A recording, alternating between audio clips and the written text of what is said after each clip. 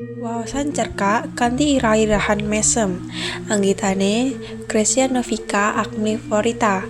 Monggo dimirengaken. Rina, siswi SMA kelas loro. Saben esuk tangi jam 5:30. Dheweke mbantu ibune nyiapke sarapan, goreng roti lan nyediake teh panas. Saben dina Rina mesti ngecek HP lan media sosial. Foto-foto sing diunggah mesti nganggo esem sing manis.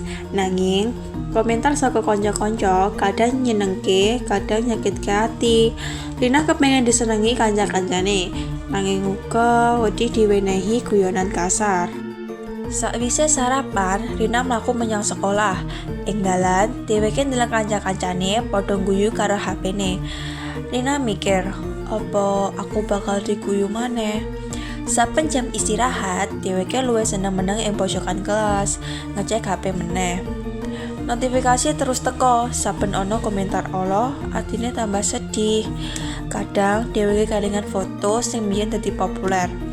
Nanging saiki malah dadi bahan guyonan. Rina meh saben dina nangis meneng-meneng nalika mlaku menyang sekolah utawa nalika ning kamar. Rina kok murung terus? Ana apa, Nak? Pitakone ibune nalika nganter Rina menyang sekolah.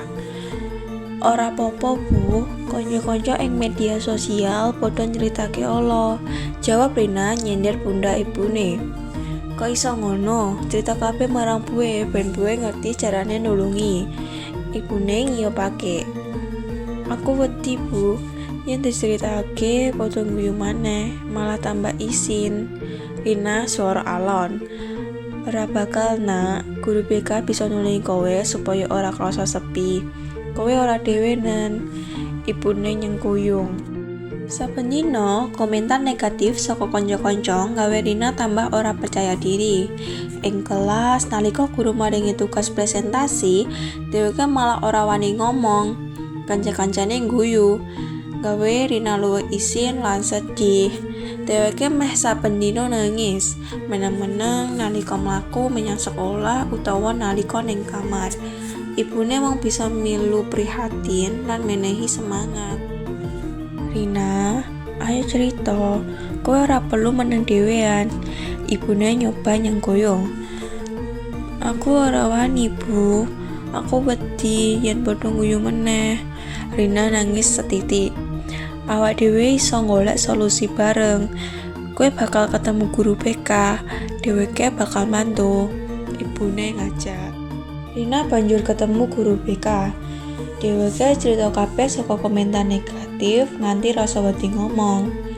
Guru BK ngundang sawetara kanca Rina kanggo ngobrol bareng. Kanca-kanca banjur ngerti yen guyonan sing biyen digawe malah nyebabke rasa sedih Rina. Sawise diskusi, kanca-kanca sing biyen ngejek njaluk ngapura lan janji bakal luwih sopan. Rina rumangsa lega lan luwih percaya diri. Aku njaluk ngapura, Rina. Aku ora ngerti yen guyonanku nglarani atimu, ujare salah siji kancane.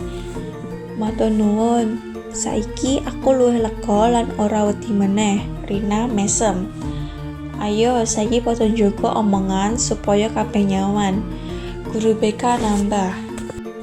Saka pengalaman kuwi, Rina sinau yen media sosial kudu digunakake kanthi bijaksana. Saben tembung sing ditulis bisa dadi obat utawa racun kanggo wong liya. Lan sing paling penting, nalika krasa sedih, ngomong karo wong liya sing dipercaya bisa mbantu ngilangake rasa wedi lan kesepian.